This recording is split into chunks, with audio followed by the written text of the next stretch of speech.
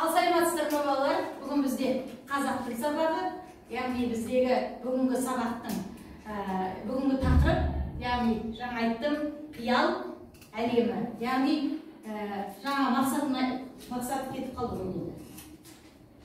Яғни проблемалық сұрақ құрастыру. Яғни біздер алдыңғы сабақта қиял туралы анықтамаға тоқталған болатынбыз, иә балалар? Есімізге түсірейік, қараңыздар. Қиял адам іс-әрекетінің қандай түрінде болмасын қажетті үдеріс. Қиял әлеміне баулу адамзаттың бәріне тән психологиялық үрдіс. Мәселен, жазушы өзінің шығармасына таңдайтын кейіпкерлердің бейнесін өз қиялында жасайды. Яғни әрбір істеген ісінің өзі ана қиялмен ойластырады, солай ма? Жақсы. Енді балалар, неге қараңыздар, мына тақтаға қарай, яғни сіздердің ойларыңызша қиял деген не? Деген сұрақ қойылады. Ал осы сұрақтың жауабын кім айтады балалар? Яғни қиял деген ақтөбек? Қиял дегеніміз адамның ойындағы бейнелерді айтамыз. Тағы да қосымша қосатын оқушылар бар ма? Аңғырай. Қиял дегеніміз ол яғни адамның бойындағы бейнелердің шындыққа айналуы. Ал жақсы қабылдадым. Дұрыс па балалар? Жақсы жарайсыздар балалар. Келесі. Енді сіздерге мына бейнетаспада сіздерге манағы Бейнхейм деген суретші туралы берілген. Сол деректерге көз жүгіртіп отырыңыздар. Және мен сіздерге қазір осы бойынша мәтін оқимын. Сол мәтінді мұқият тыңдайсыздар. Ары қарай біздің оқу мақсатындағы проблемалық сұрақтар құрастыру болды ғой біздің оқу мақсатымыз. Сол жаңағы осыны қарай отырып, сіздер маған сұрақтар дайындайсыздар. Түсінікті ме? Ал енді мәтінге назар аударыңыздар. Суретші Бейнхейм, өздеріңіз көріп отырғандай фотосурет және қарындашпен салған суреттерді біріктіре отырып, қиял мен шындықтың араласқан әлемін жасап шығарды. Өздеріңіз көріп отырсыздар. Енді ары қарай, бұл картиналардың ешқандай құпиясы жоқ. Әуелі Бейн қағазға салар дүниесінің нобайын сызады. Содан соң нысанын шынайы бейнесінде суретке түсіріп алады. Артынан суретін фотошопқа өңдеп, қаныққан түрлі түстер үстемелейді. Соның нәтижесінде таңғажайып туынды дүниеге келеді. Бары сол ғана. Әрине бұл үшін үлкен ерлік жігермен қатар табиғи таланттың да керегі анық. Көріп отырсыздар ғой, жаңа мен айтқанның барлығы да суретшінің. Енді тыңдаңыздар қарай. Қазір суретшінің коллекциясында 100-ге жуық картина бар. Олардың тақырыбы көбіне махаббатқа, еркіндік, достыққа арналған. Ал енді оның бір айтқан мынандай сөзі бар. Суретшінің: мен өнерімді халық үшін жасаймын. Олар бір сәт күйбіңдіктен бойларын суытып, қиял әлеміне енсе деймін. Менің көп жылдар бұрын өлең шығарғанмын. Енді бүгін өз туындыларым арқылы поэтикалық және философиялық ойлар айтқым келеді. Әрбір картина әсем әуен мен өрнекті өлең секілді көңіл пернесін дәл басып, тарихтан, өмірден сыр шерткенін қалаймын, деген екен суретші.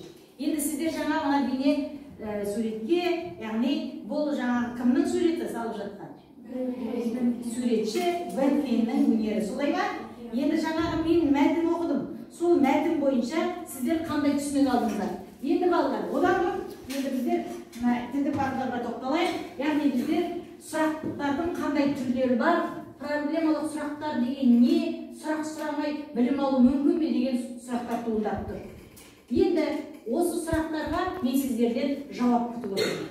Яғни сіздер дәптерлеріңізді ашыңыздар, бүгінгі күннің жазын жазып, тақырыпты жаза қойыңыздар.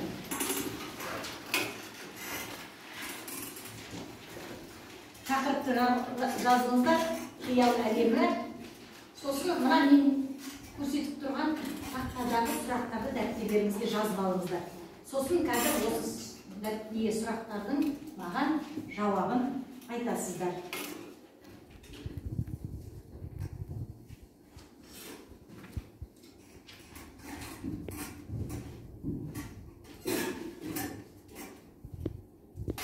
Ал енді осы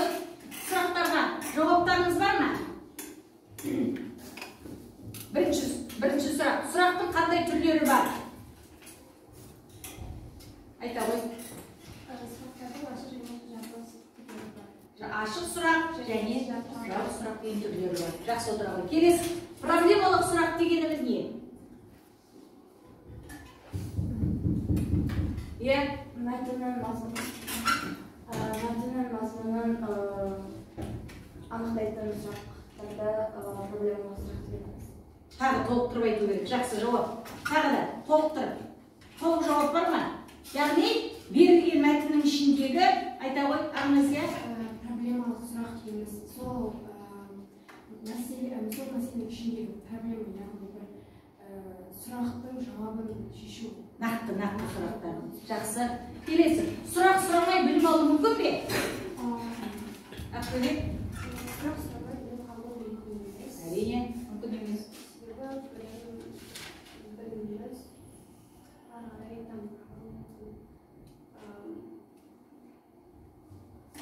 Иә.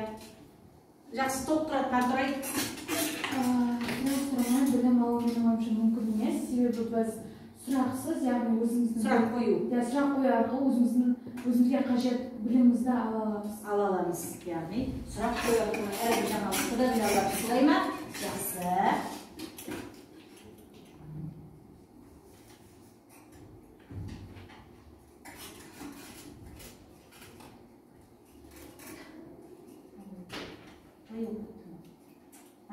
Міне енді қараңыздар, жаңа жауап бердіңіздер. Назымның айтқан жауабы, яғни ашық сұрақ, жабық сұрақ болады деді, дұрыс па екен?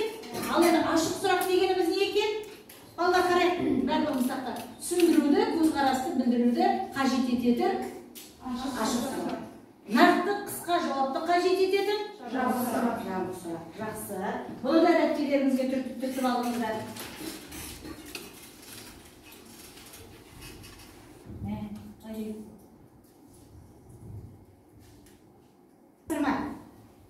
Осы жаңағы біздер сұрақтың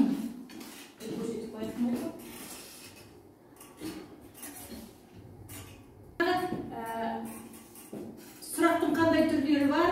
Проблемалық сұрақ дегеніміз не?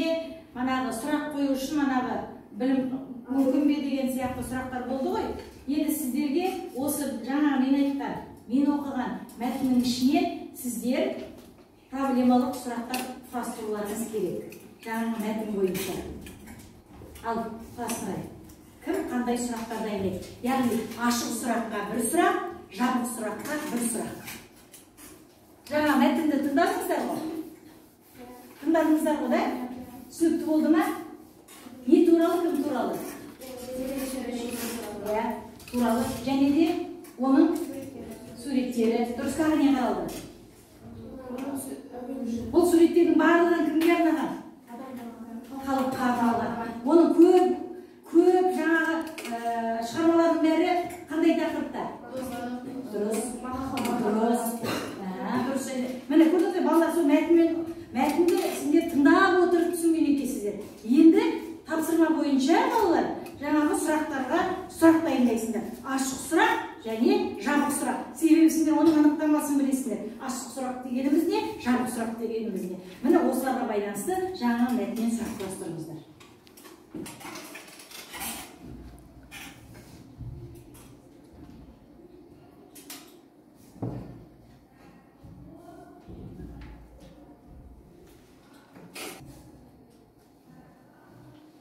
Дайын оқушы бар ма? Ал жақсы, Ағнұрай тыңдап жүрейік. Яғни Ағнұрай жауап бергенде былай жауап береміз.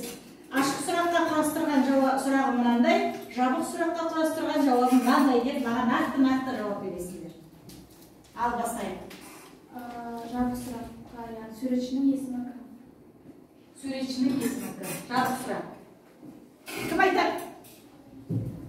Айта ғой, Аяна? Дұрыс. Дұрыс па? Жауап ал. Келесі сұрағым, сендердің ойларыңызша қазіргі уақытта Бен Крейн осы өнерін дамытып жүрген. Жауап бар ма? Ағназия? Я деп ойлаймын, себебі оның өзінің қалауы болып, өзінің еркі болып. Қазіргі оны сол іспен айналысқаны жақсы. Қанағаттандыңыз ба жауапқа? Жақсы. Келесі тағы да қандай сұрақ? Ақтөбе? Жабық сұрақтың біріккеннен астам суреті болған. Суретші белгіленген жүзеге асыру суреттері болады. Дұрыс па? Жауап? Жақсы. Келесі. Қандай сұрақ? Ашық сұрақ. Не үшін суреттерін Әбілқайыр халыққа арнап сыйлаған деп ойлайсың? Жауап. Не үшін? Осы жерде мен сіздерге оқыдым жаңа мәтіннен. Иә? Не үшін? Есімізге түсірейік. Яғни адамдар жаңа шаршайды ғой. Сондықтан бір уақыт, иә? Менің ойымша халықтар ол Бенхеймнің суретін көріп, яғни қызығып тамсанады деп ойлаймын. Солай ма? Жоқ, жоқ, тағы да. Ана Дима дұрыс айтасың. Толықтырып айта қойшы орнынан қылды. Менің ойымша халық жаңағы суретшінің Күйбің тіршіліктен шаршайды, солай ма? суреттеріне қарап өзі рахаттанып демалады. Сол үшін жақсы. Дұрыс па? Тағы сұрақ бар, отыра беріңіз. Тағы ашық сұрақ, жауап сұраққа құрастырған тағы да оқушылар бар ма? Айта қоятын кім? Қазірге Неліктен Бенхейм қиял мен шындықты қосып сурет салады? қай сұрақ? Қандай сұрақ? Ашық сұрақ. Ашық сұрақ. Қайтадан сұрағымды айтамын. Неліктен Бенхейм қиял мен шындықты қосып сурет салады? Не үшін? Не үшін?